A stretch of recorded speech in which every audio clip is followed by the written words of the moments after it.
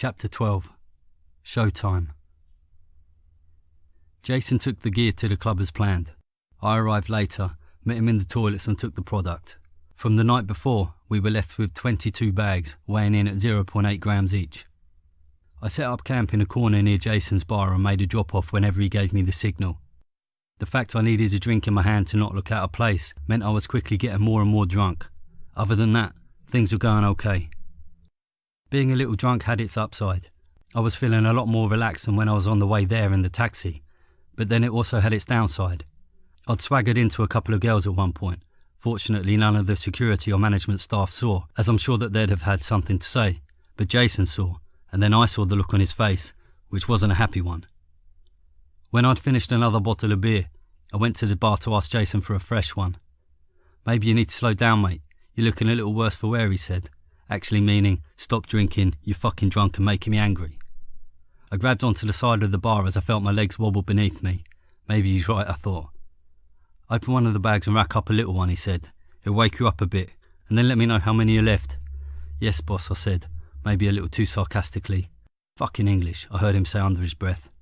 Ignoring his remark, I composed myself and slowly made my way to the men's room, doing my best to avoid the men and women who flirted and danced and all the other stuff that people with social skills do when they are out and about. I locked myself into a cubicle and counted the bags out onto the closed toilet lid. There were 10 left. I took out my bank card and untied one of the bags, stuck the corner of the card inside, and as carefully as I could in the state I was in, lifted out a little heap of cocaine and brought it up to my left nostril, my preferred snorting nostril. With my free hand I pushed the right nostril closed and inhaled sharply, sucking up the powder so hard and fast that it could have passed through the inside of my nose and crashed into my brain. Then I did one more for luck. Within seconds, I could feel a slight grin pulling across my face and a bowel movement ready to go in my stomach. I picked up the remaining bags of trumpet, bagged them and stuck them in my pocket, put my card away and then dropped my guts all over the nice clean toilet bowl. Trousers and pants around my ankles, I sat back and closed my eyes, took a deep breath, and enjoyed the chemical reaction that occurred in my body as the cocaine did what it does best. I was no longer drunk. I was high and drunk. Not perfect, but a definite improvement. I slapped cold water on my face after I'd washed my hands and stared at my reflection in the mirror. "Sort yourself out, Jimmy." The lack of sleep from the night before had left its mark on my face. I had bags under my eyes and seemed paler than usual, so I reminded myself that the cocaine wasn't going to be a regular thing. From now on, I would only use it like tonight if it was a better idea than not using it. In hindsight, my logic was fucking ridiculous and deeply flawed, but that's a druggie for you. I walked back through the bar, confidence restored and my spirits lifted. I asked Jason for a bottle of water, which he dutifully slammed down in front of me. "That's €3 for the water," he said. "There's a fat guy in a red shirt at the table behind you. 3's his favourite number. How many we got left?" I counted out €3 in change and stacked them gently in front of Jason. 6 after these 3 are gone, and I got one open in my wallet. "Cool. Are you good to carry on, or are you too pissed?" "I'm good. I'll be at my table," I answered. I grabbed a couple of boxes of gratis Tricky Beach matches from the bar and took my bottle of water to the small table that I'd claimed earlier. I took a sip of drink before opening and tipping the matches out into my hand. I stuck them into my back pocket and left the box open on the table. I then shoved the hands into my pocket and counted out 3 bags of powder, then lifted them discreetly up onto the table and brought down the empty box and stuffed it full of the drugs. Sounds simple? Not really, when you can't look at what you're doing as you have to keep an eye out for anyone who has taken too much notice. Luckily, the bar was busy and nobody really took notice of the man stood in the corner drinking on his own. And then I did what I'd been doing all night. I went to the table as instructed by the Aussie, put an arm around the shoulder of the fat guy in the red shirt and slipped the matchbox into his hand. "The barman said you'd left these at the bar," I had taken to saying, which hadn't overly confused anybody as of yet, and then I slipped away. Sometimes the bars would offer a drink or want a chat, but more often than not, they would head straight to the toilets to either check the merchandise or get high, probably both. The next couple of hours went fast. I sank one more beer and another bottle of water, smoked far too many cigarettes and also finished off the bag of trumpet that I'd opened earlier. I was fucking steaming. With regards to our enterprise, I'd made 3 more drop-offs, leaving just 2 bags in my pocket. I could feel my jaw muscles clenching together and I was grinding my teeth. I could only imagine what I must have looked like, so I went over to the bar and waited until I got Jason's attention, having to turn away 2 other barmen as I stood there. Jason finally approached and I leant in towards him so I didn't have to shout. "Jace, "I gotta go. I'm tripping my nuts off, man." "There's 2 left?" he asked, looking around the bar to see where his colleagues and bosses were. They were too close, I assumed, as he had a look of disappointment on his face. He wanted some gear, but couldn't risk being seen exchanging little packets of anything at the bar. "Save me a bag," he continued. "Leave it in my room." "No problem," I said, turning away. "Jimbo," he called out. I turned back, and he gestured for me to lean in again. "Don't do all the gear," he said, clearly believing that I could go through the last 2 bags on my own at home. As it happened, it was half right. I went through one of them, and I didn't really sleep, maybe a couple of hours on and off. That made 2 nights on the bounce. Not clever. Chapter 13. Payday. I heard Jason moving about in his bedroom, so I threw on some jeans and grabbed a polo shirt and socks, then went to see what he was up to. I stuck my head through the door and saw he was sat on his bed, wearing his work trousers, and had just snorted a line of cocaine. He put the CD case with the traces of powder onto his bedside table and adjusted his position before waving me in. I put my shirt on first, as 2 men, topless in a bedroom at the same time, made me feel uncomfortable. I sat at the bottom of his bed and pulled my socks on. "You found the gear all right then?" I said, nodding to the open bag of trumpet next to the straw, bank card and CD case.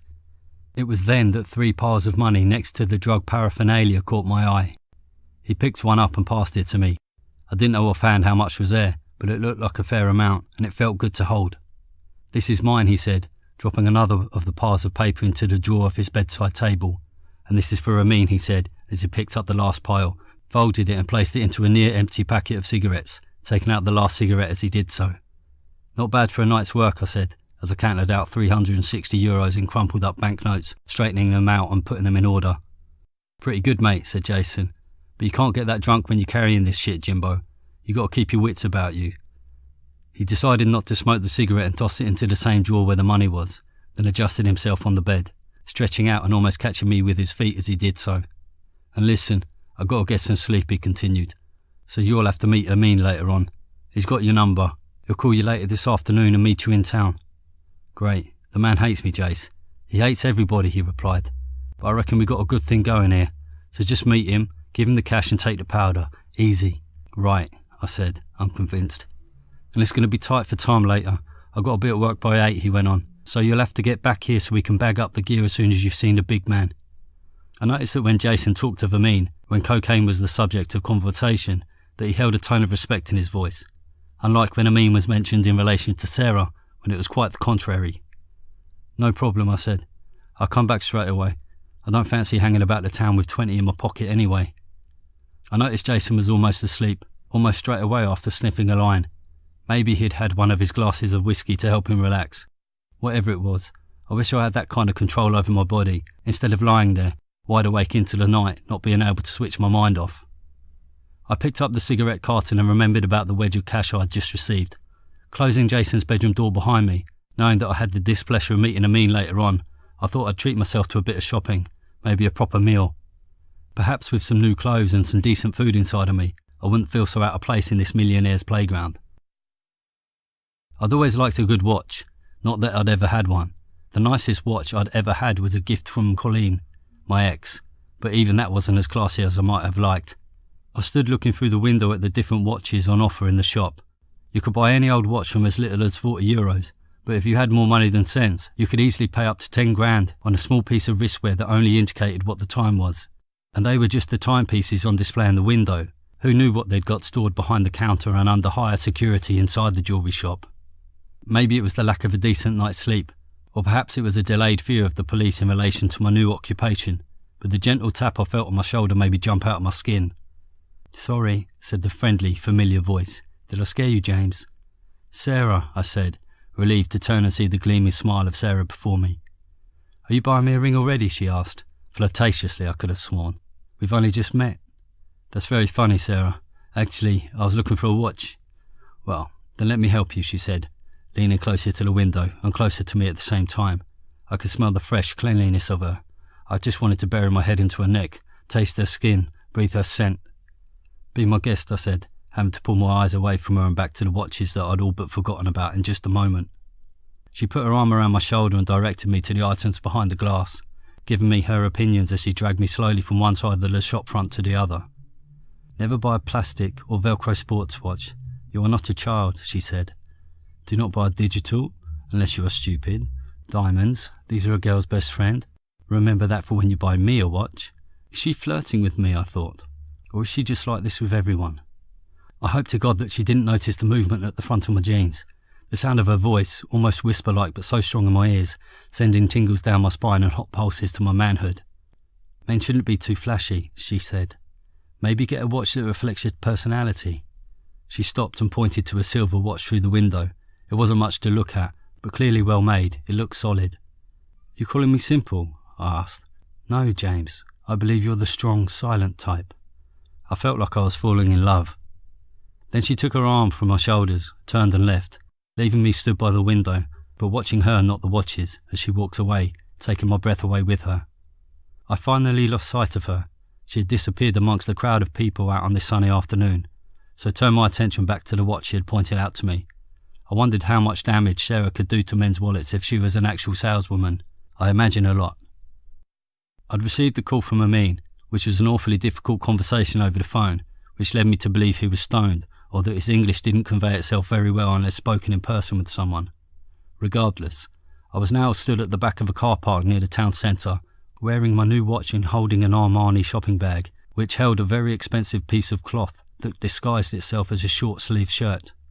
For a moment, I felt guilty about spending so much money on one piece of clothing, but then I remembered how I'd made the money in the first place, and thought my guilt to be a little misplaced. A beaten-up old BMW pulled into the car park and headed in my direction. The music, maybe Moroccan or Tunisian or something like that, turned down as it drew closer. I saw Amin wasn't alone. There were two others with him, also of North African appearance. The car stopped beside me and Amin hardly acknowledged me as he spat out the window onto the floor, not too far from my feet. Have you been waiting long, Jimmy? Asked Amin, still not looking at me. Half hour, I said, whereas in fact it was nearer an hour. I just didn't want him to know that, or the fact I was worried about him wanting to rip me off, which only heightened when I saw that he'd come with reinforcements. He turned towards his buddies in the car, said something in Arabic, and they all laughed. I didn't know if Amin was as hard or as dangerous as Jason had always made out, but he was a bully, and a prize cock too, if I'm honest. He wasn't the first idiot I'd met in my life, and surely wouldn't be the last. I don't pretend to be a hard man, but I really can't stand to be bullied. It makes my blood boil. Smiling, he turned back to me, and for the first time made real eye contact. You got the money? He asked.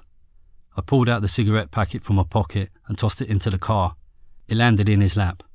Without checking the carton, he opened the glove box and threw it in, pulling out a different box, which he then chucked out the window. It landed on the floor, right next to his spit. You might want to take better care of that, Jimmy, he said, as he turned up the volume on the car stereo, put the car into gear and slowly pulled away. I watched the car circle the car park and head to the exit, then out of my line of sight before I bent over and picked up the package he had thrown to my feet. I opened the box and gave a sigh of relief to find the trumpet inside. I closed it up again, dropped it into my carrier bag and headed home. Chapter 14. Time goes by. The next few months went well, on the business front at least. We were now shifting the best part of 30 bags a night, 6 nights a week, so the money was rolling in. We were buying in 50 grams at a time, not for any cheaper as Amin had originally said, but we still made a healthy profit, with the added benefit of not having to meet Amin as often to score the drugs, so I didn't mind. On the downside, the more time I spent in the club, the more cocaine I went through. I couldn't remember the last time I'd eaten more than one decent meal in a day. I'd get the occasional night's sleep, if that's what you'd call it. More likely it was my body saying no more and turning itself off for 7 hours or so. Speaking of my body, I'd lost over a stone in weight since arriving in Spain, and I was never the biggest guy in the first place. Clothes that I'd bought when the first lot of drug money started to roll in were now too big for me, hanging off my shoulders like a school kid being forced to wear his older brother's hand-me-downs. On top of that, I was having problems with my nose. Not quite the problems that the papers had so keenly reported about Daniela Westbrook, detailing how her nose had collapsed completely, but I worried I was on the way there. I was having nosebleeds every day or so, just a little bit of blood, but even when it wasn't bleeding, I constantly had to wipe it or blow it. It was a real pain in the nose. I'd even taken to the habit of using my right nostril, which just didn't feel right.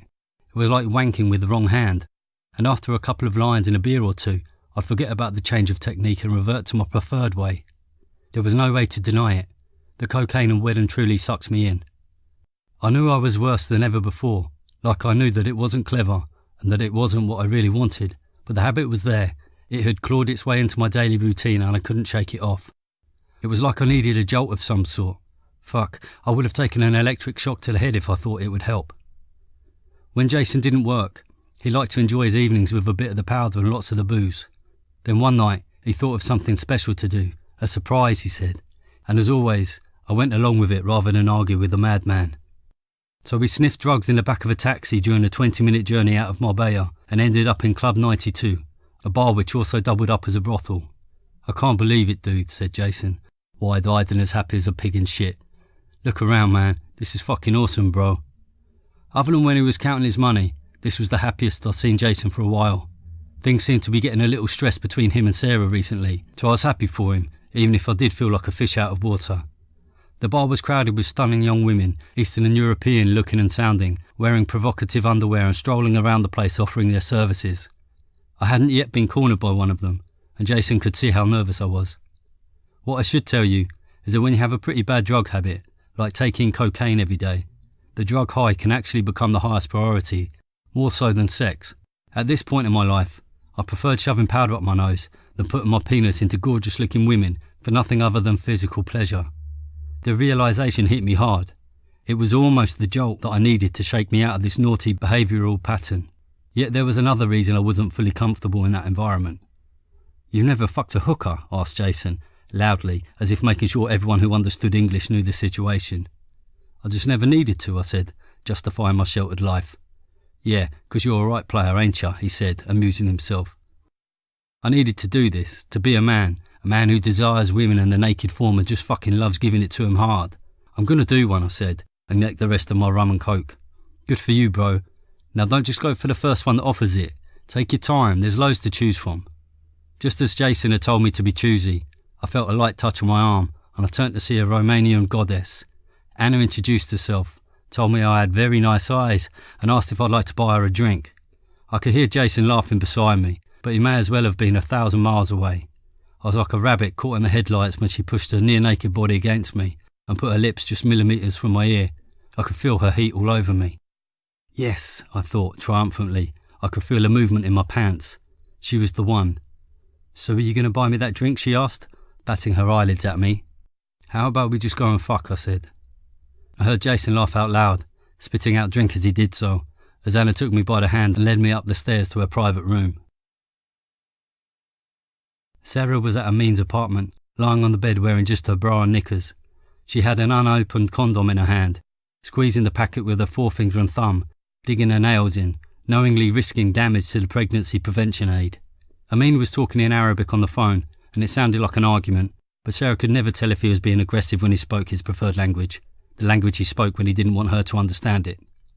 All his friends who spoke it were very animated when they used it too. Perhaps it just sounded harsh to untrained ears, but then Amin ended the call rather abruptly and threw his phone on the bed, and Sarah knew he wasn't happy, a common occurrence recently. He looked at Sarah in her underwear, grabbed a t-shirt from a chair and threw it at her. "Cover up," he said, before adding something in Arabic that Sarah could only assume was an insult. She tossed the t-shirt away and stood up. As Sarah was putting her own clothes on, Amin re-entered the bedroom carrying a sports bag and placed it in the bottom of the wardrobe. "What's in the bag?" she asked.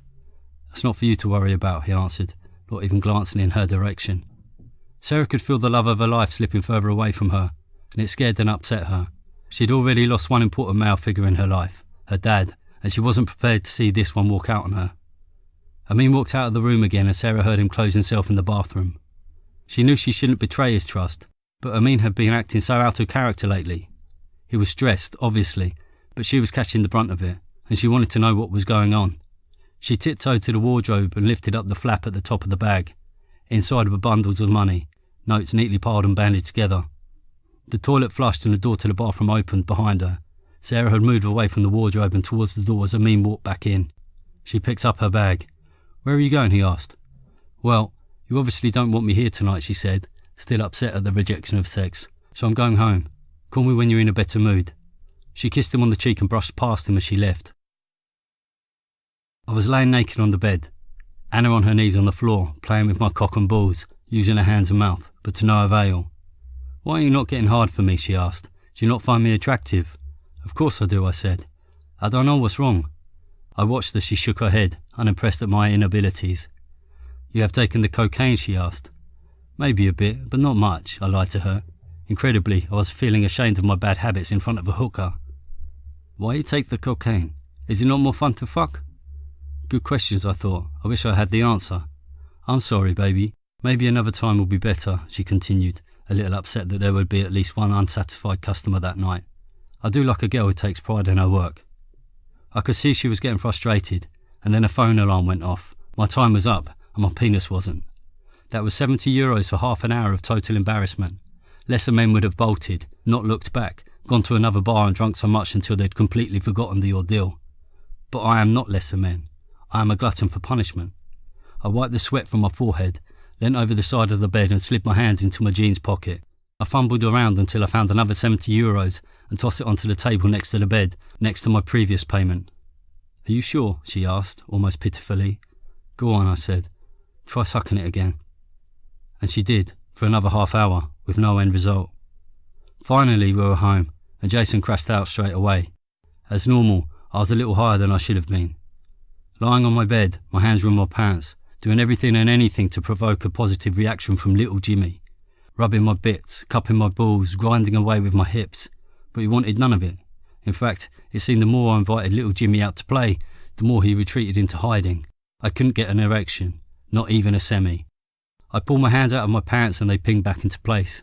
Then I grabbed a tissue and wiped the snot dribbling from my nose. Frustrated, I closed my eyes and counted to 10 slowly, trying to calm the panic. I remember counting close to 100 before drifting off to sleep. Chapter 15. Happy. Things looked a whole lot brighter when I woke up the next morning. The sun was shining.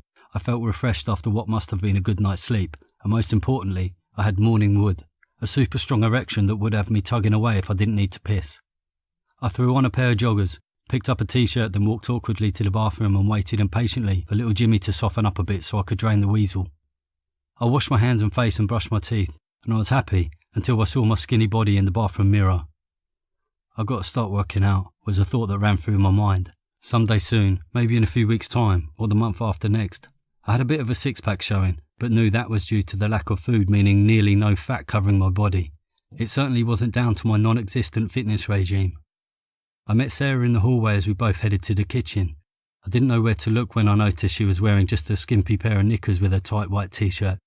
Did your parents not tell you that drinking from a glass is more socially acceptable? Asked Sarah, frowning at me for drinking straight out of a bottle of water from the fridge.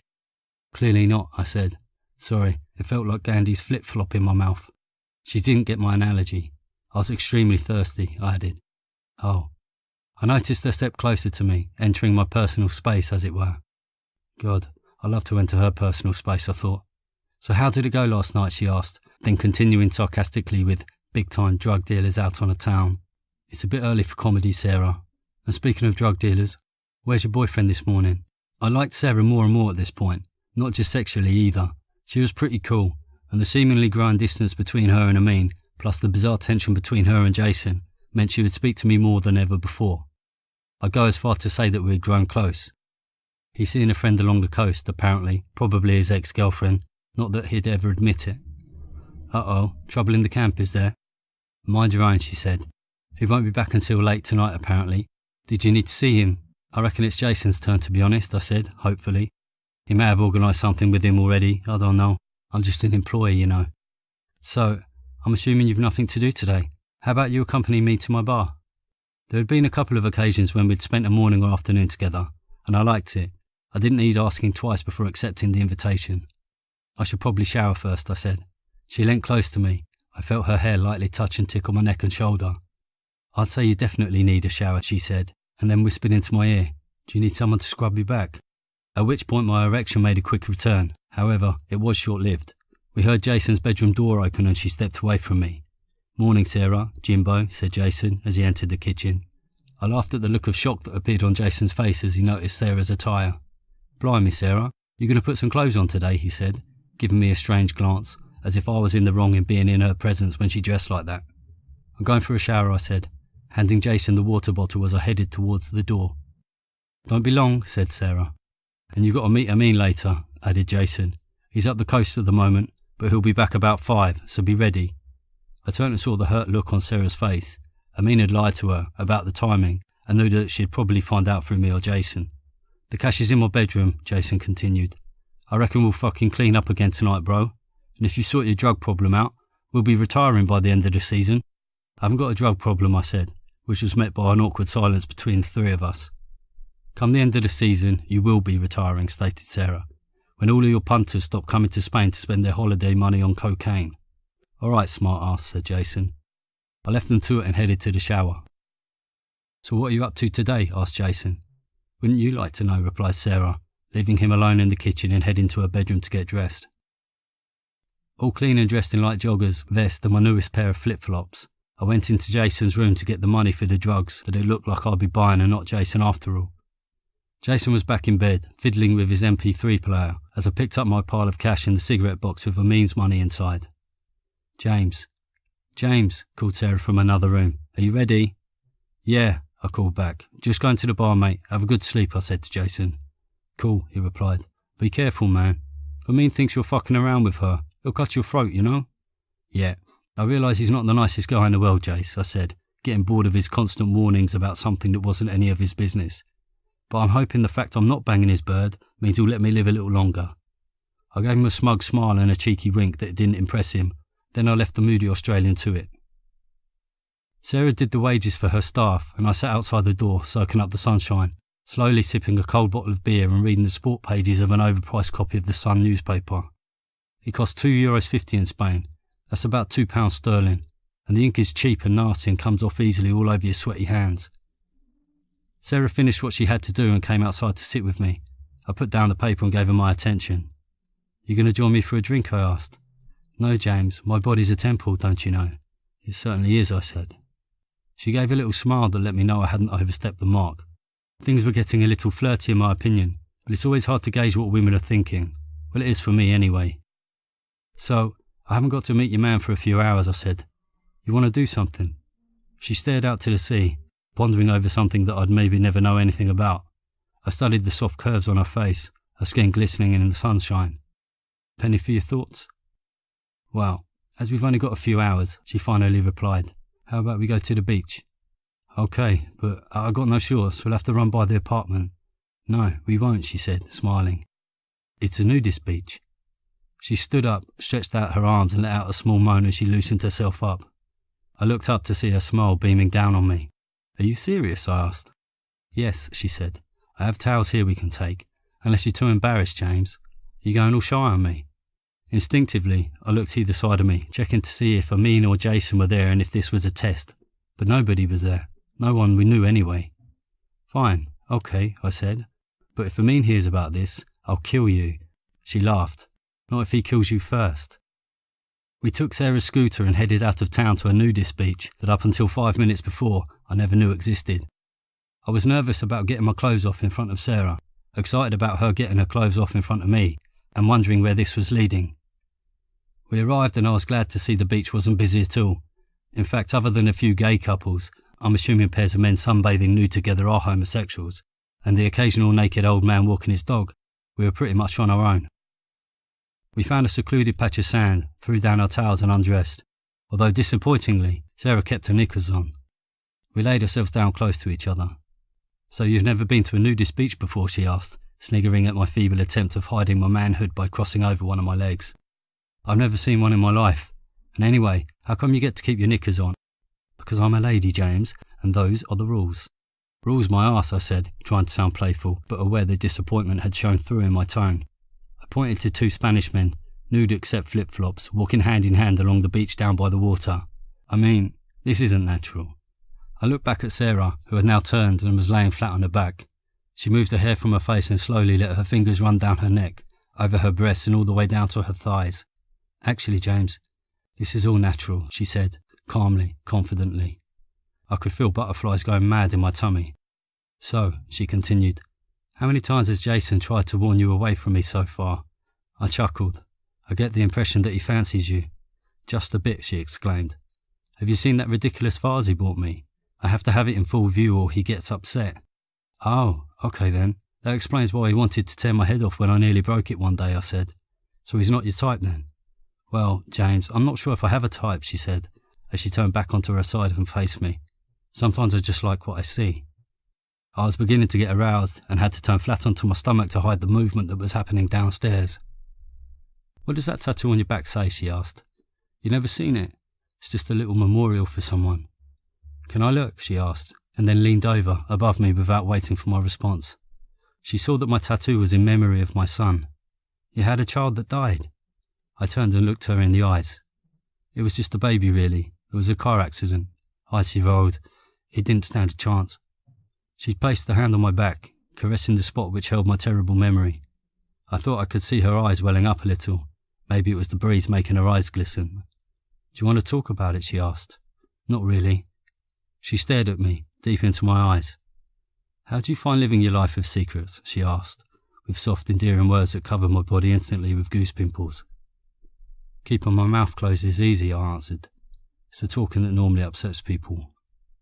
She reached out and lightly took the back of my head in her palm, pulling me close. Then stop talking, she whispered, before placing her lips on mine and sliding the softest tongue I'd ever felt into my mouth. I thought I was in heaven, and then things got even better. She took my hand and placed it on her chest, squeezing her breast through my fingers. I heard her moan as we kissed. Her breathing became heavy, and I could feel the movement of her body. She was rocking her hips and took my hand down past the smooth skin of her stomach and pushed it into her knickers, placing my fingers on her clitoris as she began to gyrate at a faster pace. I noticed another old man walking down by the waterfront. Maybe he'd seen us, maybe not, but I didn't care.